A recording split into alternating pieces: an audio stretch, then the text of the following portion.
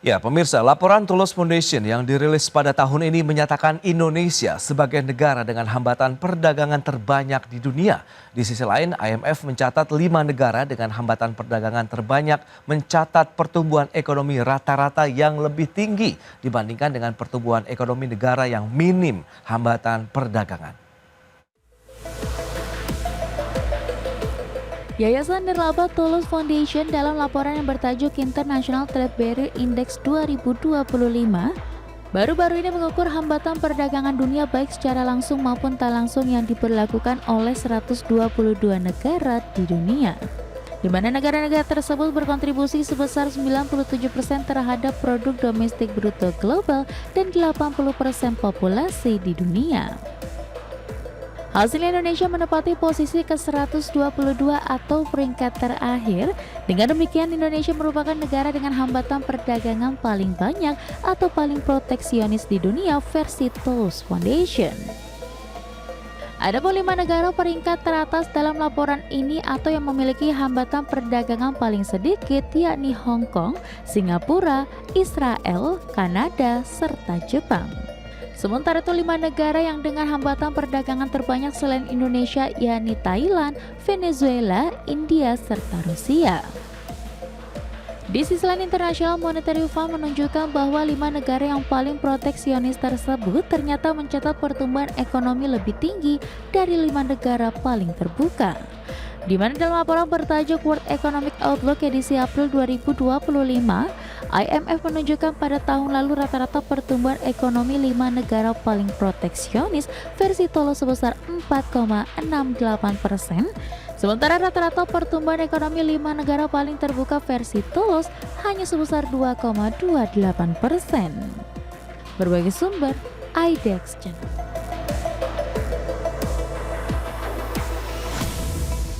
Ya, pemirsa, untuk membahas tema kita kali ini, Indonesia dinilai menjadi negara paling proteksionis di dunia. Kita sudah tersambung melalui Zoom bersama dengan Bapak Retma Gita Wirawasta, Ketua Umum Asosiasi Produsen Serat dan Benang Filamen Indonesia. Halo Pak Retma, apa kabar Pak? Baik, baik Mas. Baik, Betul, Mas. terima kasih juga atas waktu yang disempatkan. Kemudian ada Pak Joshua Pardede, Kepala Ekonom PT Bank Permata Tbk. Halo Pak Joshua, apa kabar Pak? Kabar baik Mas Pras. Baik, terima kasih atas waktu yang disempatkan juga Pak Joshua. Dan sebelum membahas lebih jauh, review dari Pak Joshua nih terkait dengan pelaksanaan kebijakan proteksi perdagangan di Indonesia saat ini seperti apa sih? Sejauh mana juga efektivitasnya terhadap kebijakan proteksi tersebut bagi industri di dalam negeri, Pak Joshua? Ya, memang kalau kita melihat dari sisi kebijakan proteksionisme ini, di satu sisi kan memang ini memberikan ruang untuk tumbuh ya bagi Oke. industri domestik ya, dan ini memang di satu sisi juga untuk menstabilkan harga pasar dalam negeri dan juga mengurangi ketergantungan terhadap barang impor. Namun seperti yang kita lihat bersama bahwa dari sisi International Trade Barriers Index 2025 dari Tolos, ini memang menempatkan Indonesia sebagai negara paling proteksionis ya dari 122 negara. Yang ini mengindikasikan bahwa Indonesia itu memang dari sisi hambatan tarif dan juga non tarif itu paling tinggi, dan juga kalau kita lihat dari sisi kualitas fasilitas perdagangannya pun juga relatif rendah. Lalu juga dari sisi termasuk dari sisi digital trade dan juga hak kekayaan intelektualnya. Dan ini memang memberikan resiko ya terhadap daya saing dalam jangka panjang bagi Indonesia. Dan juga ini juga akan mempengaruhi juga bagaimana nanti keterlibatan Indonesia dalam rantai pasok global, dan juga ini juga akan bisa mempengaruhi juga kepercayaan investor ya, karena tentunya hambatan impor yang terlalu ketat ini akan mempengaruhi juga, akan mengganggu juga pasokan bahan baku ya bagi pelaku sektor industri manufaktur, dan pada akhirnya akan meningkatkan biaya produksi dan pada akhirnya pun juga akan bisa menghambat inovasi. Jadi tentunya kalau saya tidak salah di tanggal 9 Mei yang lalu pun juga pemerintah sudah melakukan public hearing ya. Artinya pemerintah sudah menyadari bahwa ada hal-hal yang harus diperbaiki di sana, sehingga memang pemerintah merencanakan untuk membagi ya pengaturan impor ke dalam beberapa permendak ya sektoral, yang harapannya ini bisa meningkatkan efisiensi dan transparansi. Dan ini yang ini juga menunjukkan upaya untuk menyimbangkan ya, artinya antara proteksi dan juga efisiensi logistik serta juga kelancaran produksi. Jadi artinya memang sekalipun memang proteksi perdagangan ini memberikan pelindungan jangka pendek bagi beberapa industri, tapi efektivitasnya pun juga perlu kita lihat lagi, dan juga jangan lupakan juga ya bagaimana daya saing kita dalam jangka panjang, dan juga bagaimana persepsi dari sisi investor untuk melihat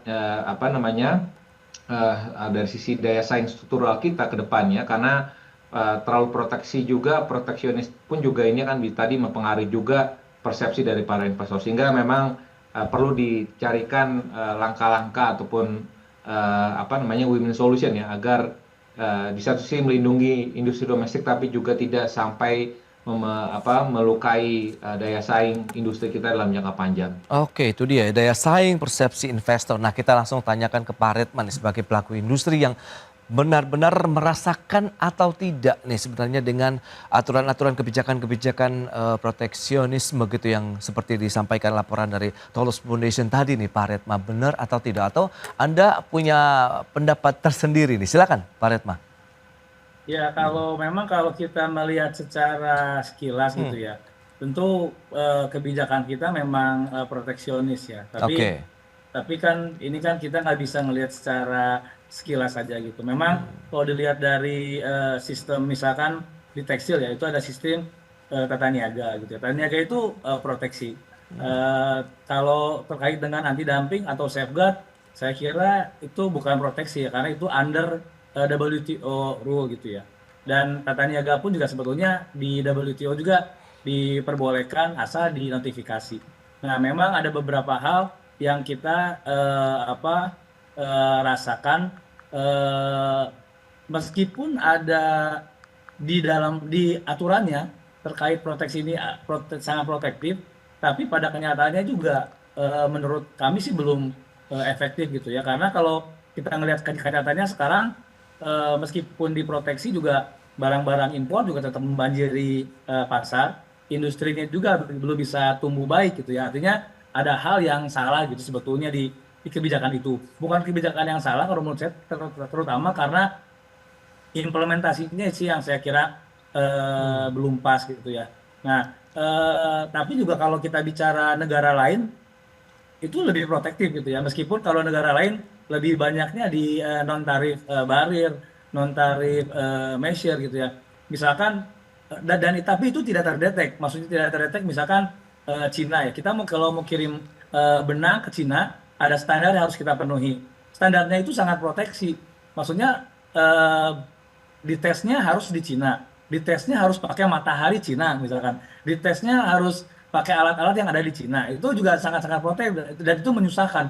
Tapi ini kan under ya, jadi hal yang nggak terlihat. Misalkan lagi India punya standar ya, standar itu biasa. Oke. Tapi di balik itu kita nggak bisa dapat sertifikat untuk standar itu gitu ya, karena orang Indianya nggak mau verifikasi ke Indonesia, bukan masalah standarnya, tapi orang Indianya nggak mau verifikasi ke Indonesia. Jadi di balik hal-hal seperti itu mereka lebih proteksi menurut kami gitu ya, dibanding hal yang kita punya hanya tata niaga atau standarnya pun kalau tekstil yang wajibnya hanya standar untuk pakaian bayi gitu, yang lain nggak ada standar.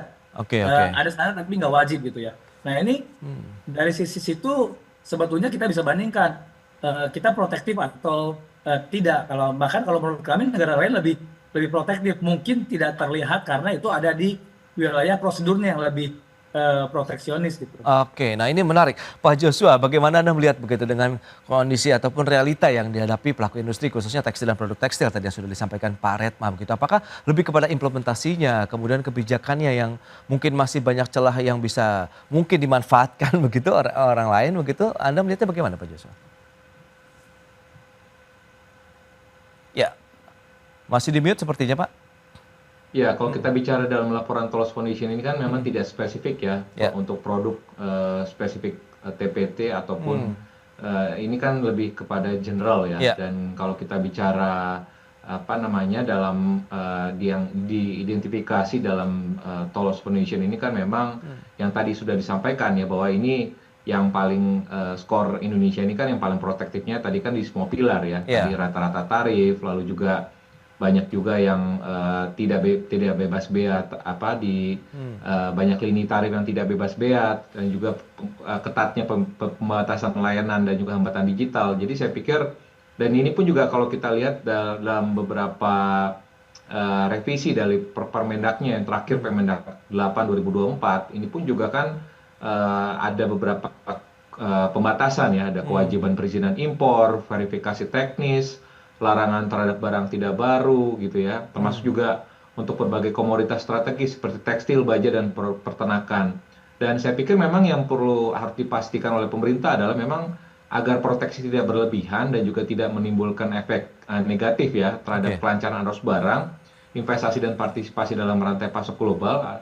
Yang lebih terpenting adalah sebaiknya memang pemerintah bukan defensif gitu, tapi melainkan proaktif ya, mempercepat reformasi tata niaga impor yang lebih transparan, lalu juga yang berbasis risiko dan juga selaras dengan komitmen perdagangan internasional, termasuk juga yang tadi Pak Retma sampaikan ya di bawah kerangka WTO gitu. Jadi saya pikir yang sudah ada saat ini saya juga sependapat mungkin dalam hal implementasi di lapangannya, makanya masih banyak kita temukan barang-barang impor TPT misalkan, sekalipun memang sudah ada larangan pembatasan impor ya, saya pikir ini berarti tata laksana di lapangannya yang harus diperketat oleh pemerintah sehingga tadi industri TPT pun juga jangan sampai, agar bisa kita dorong terus ya peningkatan kinerjanya dari waktu ke waktu ke depannya. Oke, lantas posisi Indonesia akan seperti apa gitu dalam konteks perkembangan perdagangan dunia yang Anda katakan tadi daya saing juga perlu diperhatikan. Kita akan bahas nanti di segmen berikutnya Pak Joshua, Pak Retma. Kita akan jeda dulu sebentar. Dan pemirsa kami akan segera kembali usai jeda berikut ini.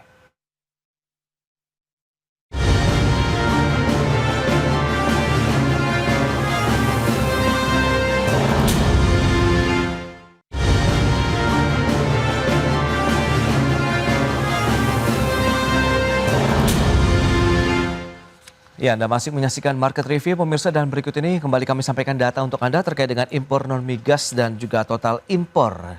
Kita akan cermati ini range dari Januari sampai dengan Maret 2025, kita bandingkan dengan periode yang sama di tahun 2024. Baik, kita lihat untuk impor non-migas di Januari sampai dengan Maret 2024 ada kenaikan dibandingkan dengan Januari-Maret tahun 2025 ini dari 45,89 menjadi 47,23 miliar dolar Amerika. Sementara ini pun sama dengan total impornya yang mengalami kenaikan di tahun 2025 ini. Berikutnya nilai impor barang konsumsi dari Januari-Maret 2024 sampai dengan Januari-Maret 2025 ini justru ada penurunan sekitar 11,48% dari 5,48 miliar dolar Amerika menjadi 4,85 miliar dolar Amerika. Baik, itu dia beberapa data yang kita akan langsung tanyakan begitu kepada narasumber kita. Ada Pak Joshua Pardede, kemudian juga Pak Retma Gita Wirawastana. Dengan beberapa data yang tadi sudah disampaikan ini Pak Joshua, apa yang bisa kita cermati begitu? Proteksionisme yang seperti apa sih saat ini yang dilakukan oleh Indonesia, sementara ada pelaku usaha juga yang masih melihat justru ada celah-celah yang masih bisa dimanfaatkan untuk melakukan importasi begitu barang-barang ke Indonesia sehingga cukup membanjiri market di dalam negeri, khususnya tadi dari industri TPT, tekstil dan juga produk tekstil, Pak Joshua. Iya, kalau saya lihat sih memang tadi ya, kalau khususnya untuk TPT mungkin kita harus lindungi sekali ya. Artinya karena kalau kita bicara daya saingnya kan tentunya bagaimana kita mencermati daya saing produk ekspor dari Bangladesh, India ini dalam 10 tahun terakhir ini, dan juga khususnya China sendiri ini kan meningkat terus ya, sehingga memang tentunya ini bagaimana kita bisa kalah bersaing nantinya di pasar internasional kalau tidak dilindungi. Dan tapi mungkin kalau kita bicara di industri lain misalkan ya, industri misalkan ada industri di misalkan kita industri petrokimia ataupun di manufaktur ya, misalkan ada bahan baku yang mungkin komponen ini, bahan baku ini penting gitu, tapi di salah satu yang dilarang impornya, sementara itu mungkin supply-nya dalam negeri itu sulit, sementara itu terbatas ya, sehingga makanya beberapa pelaku industri tersebut pun juga mengeluhkan ya, baik itu dari Kadin ataupun Apindo pun juga mengeluhkan bahwa kalau untuk beberapa industri lain di khususnya manufaktur ya di luar TPT mungkin ini yang memang kesulitan juga ya kalau untuk mendapatkan bahan baku yang tadi sudah saya sampaikan. Oke. Jadi mungkin kalau kita bicara Permendak 8 2024, jadi ini kalau saya tidak salah, ini pemerintah memberlakukan lebih dari 4.508 ya tarif barang ya. Ini sekitar 39% dari total HS code, termasuk tadi mewajibkan perizinan impor. Sedangkan kalau kita bicara perdagangan dunia ya, jadi kalau kita bicara perdagangan dunia kan ya di luar sebelum adanya kebijakan Trump ya. Oke. Saat ini kan tentunya kan kita bicaranya jangan berpikir defensif ya kalau kita bicara bagaimana kita mau masuk dalam rantai pasok global ya. Kalau kita berbicara seperti itu ya tentunya kita nggak akan bisa bersaing tentunya. Tapi kalau kita berpikir proaktif gitu, cari bagaimana meningkatkan untuk mengisi ataupun masuk dalam rantai pasok global, dan kita meningkatkan investasi di sektor industri tersebut gitu ya, Oke. tanpa membatasi untuk sektor-sektor yang memang kita supply-nya dalam negeri sendiri pun juga kekurangan. Saya pikir ini sangat bisa kita relaksasikan ya Permendak 8 2024 tersebut, sehingga kedepannya tadi apalagi dengan situasi sekarang ini ya di tren global kan seperti reshoring, diversifikasi rantai pasok global ini kan memang dengan di tengah tarif Amerika Serikat ini memang tentunya potensi perluasan rantai pasok global ini akan semakin terbuka, dan oleh sebab itu kalau kita masih saja berpikir defensif tentunya investor pun juga akan makin deras masuk ke negara-negara tetangga seperti Vietnam dan Malaysia gitu ya, dan akan makin terbatas masuk ke Indonesia seperti itu. Nah ini menarik. Lantas Pak Redma, kalau dari pandangan Anda juga, ini kan ada kemarin statement dari Presiden Prabowo begitu merevisi Permendak nomor 8 tahun 2024. Bagaimana Anda melihatnya nih Pak Redma? Jadi sebetulnya sih konsepnya sih sederhana ya sebetulnya ya. Kalau buat kami sih bukan masalah defensif atau ofensif ya. Ini kan masalah pengaturan. Kalau kita kan misalkan bicara tentang tergantung marketnya nih. Oke. Kalau marketnya ekspor, kami sangat setuju. Market ekspor itu bahan bakunya nggak boleh dihambat. Itu sama sekali nggak boleh dihambat. Tidak boleh ada hambatan apapun, baik tarif maupun non tarif, supaya kita di pasar global bisa bersaing. Dan juga kita bisa tadi yang seperti disampaikan global value chain-nya juga kita bisa dapat. Nah, untuk pasar ekspor kita sudah punya dua fasilitas, yaitu fasilitas kawasan berikat dan fasilitas KITE. Nah, itu saja yang digunakan, itu sudah cukup. Nah, yang jadi masalah ini bercampur nih kebijakan-kebijakan ini. Jadi kita suka nyampur-nyampur kebijakan. Kalau kita sudah strict untuk ekspor, udah ya fasilitasnya ada KB dan KITE. Oke, selesai. Jadi investor pun aman untuk masuk yang target marketnya pasar ekspor. Itu poin pertama. Poin kedua terkait pasar dalam negeri. Kalau kita bicara pasar dalam negeri, ini kan sebisa mungkin sebanyak-banyaknya pasar dalam negeri ini harus dinikmati oleh industri dalam negeri. Nah, kalau pasar dalam negerinya dibuka, investor nggak akan masuk. Karena ngapain saya invest di Indonesia? Impor juga gampang. Nah, ini kan dua hal yang berbeda. Nah, untuk pasar dalam negeri, pengaturannya kan mudah, yaitu awalnya pengaturannya ada di Tata Niaga. Tata Niaga ini konsepnya kan juga sederhana sebetulnya. Kalau barang itu diproduksi di Indonesia, ya impornya dibatasi. Kalau barang itu tidak diproduksi di Indonesia, ya impornya dibuka juga. Nah, sesederhana itu sebetulnya. Kalau barang ada di produksi Indonesia tapi kurangnya berapa? Yaitu yang diizinkan impor. Sesederhana itu sebetulnya. Nah, tapi pada implementasinya ini banyak kepentingan juga yang bicara sana sini. Dia bilang bahkan dia produknya dalam negeri sebetulnya. Tapi dia bilang nanti daya saing kita kurang, soalnya ekspor susah. Ya kalau ekspor kan ada kawasan berikat, ada KITE gitu loh. Nggak usah dicampur aduk. Nah, ini pemerintah suka pusing ketika banyak kalangan yang bicara dengan kepentingannya gitu ya. Jadi dicampur aduk ini kebijakan, padahal kebijakannya sederhana, konsepnya seperti itu, Mas. Oke. Nah, terakhir Pak Joshua, lantas konsep ideal seperti apa kalau kita bicara mengenai proteksionisme yang dianut pemerintah Indonesia? Mengingatkan data IMF mencatat dari 5 negara dengan hambatan perdagangan terbanyak, justru pertumbuhan ekonomi rata-rata lebih tinggi sementara dibandingkan dengan pertumbuhan ekonomi negara yang minim hambatan perdagangan. Nah, ini bagaimana Pak Joshua? Iya, saya pikir memang ya tadi ya, kalau kita bicara dengan kalau dari sisi report Tolos Foundation sendiri kan ini negara yang paling terbuka, quote and quote, ini kan seperti Hong Kong, Singapura, Jepang. Kalau kita lihat dari ke beberapa negara tersebut tadi ya, ini kan kalau kita dari sisi kebijakannya kan, 3 negara tersebut ini kan memang dari sisi apa namanya pendekatannya memang tadi ya tidak menerapkan ya tentunya menerapkan kebijakan nol tarif ya untuk hampir seluruh lini produk dan juga tidak memberlakukan hambatan non tarif ya secara signifikan Oke. dan juga mendukung arsitektur perdagangan digital yang sangat terbuka. Jepang meskipun memang lebih selektif tapi ini juga tetap berada dalam 10 besar ya negara paling yang dengan fasilitas perdagangan terbaik dan juga hambatan non tarif barrier yang cukup rendah gitu. Jadi saya pikir memang pemerintah Indonesia ya masih cenderung mendorong substitusi impor dan juga pelindungan industri dalam negeri. Oke. Terutama tadi industri padat karya, saya pikir memang tentu yang tadi Pak Retma sampaikan ini saya sependapat sekali bahwa kalau memang untuk domestik saya pikir kalau misalkan bisa diproduksi dalam negeri, kenapa mesti kita buka keran Ya. impornya? Tapi kalau memang untuk Ekspor untuk nanti. ekspor gitu ya, tentunya saya pikir dan memang supply bahan bakunya sulit, saya pikir memang ini jangan sampai dihambat gitu ya, karena tadi akan bisa meningkatkan biaya produksinya sendiri nanti pada akhirnya tidak akan bisa meningkatkan daya saing produk ekspor kita. Jadi memang saya sependapat sekali bahwa dan kembali lagi bahwa kuncinya adalah saya pikir bahwa proteksionisme itu ya tadi untuk selektif ya untuk beberapa industri saja dan produk saja dan saya pikir tidak bisa dipukul rata untuk semua barang produksi dan barang industri saja dan supaya tadi untuk kita bisa meningkatkan investasi. Tanpa ada investasi pertumbuhan ekonomi kita ini saja akan cukup stabil ataupun stagnan di level 5%. Tapi kalau dengan ada investasi tentunya kita akan bisa sesuai dengan target visi pemerintah yakni mencapai 8% pertumbuhan.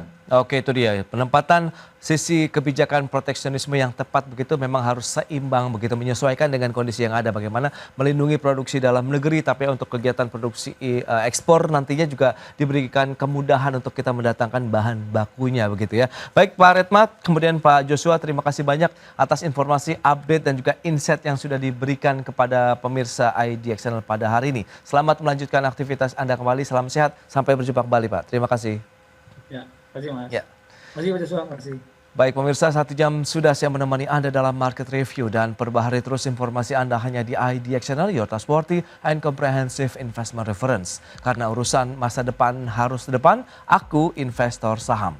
Ya saya, Prasetyo Wibowo, beserta seluruh kerabat kerja yang bertugas pamit undur diri. Terima kasih, sampai jumpa.